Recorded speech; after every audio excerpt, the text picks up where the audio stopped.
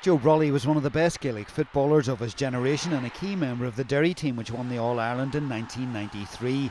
A Belfast-based lawyer, Joe is now also a central part of RTE's GAA coverage.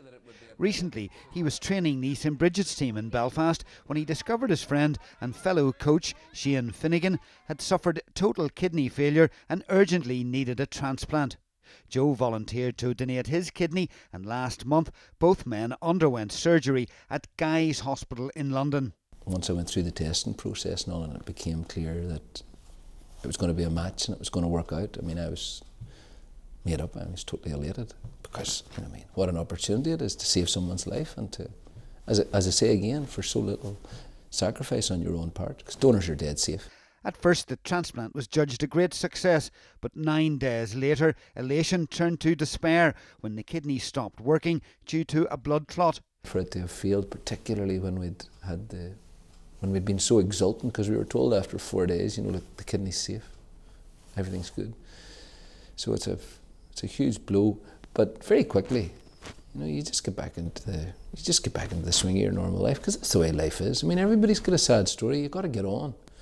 So the thing now is to work towards achieving something lasting and good for other people, so the families don't have to suffer needlessly. Because in Irish society, we have a brilliant neighbourly society. Really, we have very high rates of donation, even with the fact that we've got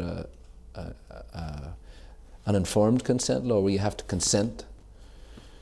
But in the European countries where they've got a presumed consent law, which is that it's presumed that you want to donate unless you opt out, and you can fill out a form to opt out. Even there, the families still have to allow the donation to go ahead, but the experience that they've had in changing the law is one that's it's educated the public. So it's been brilliant. The prolonged period that it takes to discuss legislation and pass it has educated the public, and that has meant that in Spain, for example, where they have a real soft opt-out, you know, even you fill out the form and say, look, I want to donate in the event of my death, your family can still say no, and that's final. But in Spain, they've only got 10% refusal at the hospital, whereas we've got about 40% refusal north and south, and their rates are 75% higher than ours, 75% higher than in the south, and about 85–90% higher than in the north. So my idea would be to move to that type of presumed consent, where it would be aspirational, so that it would reflect people's view in our society that it's a good idea, but it wouldn't be overriding people's individual wishes, because when it comes to it, the family would still have to consent. Just a few weeks after surgery, Joe Brolly is back on the road to full health himself and still hopeful another kidney donor will be found for his friend Shane.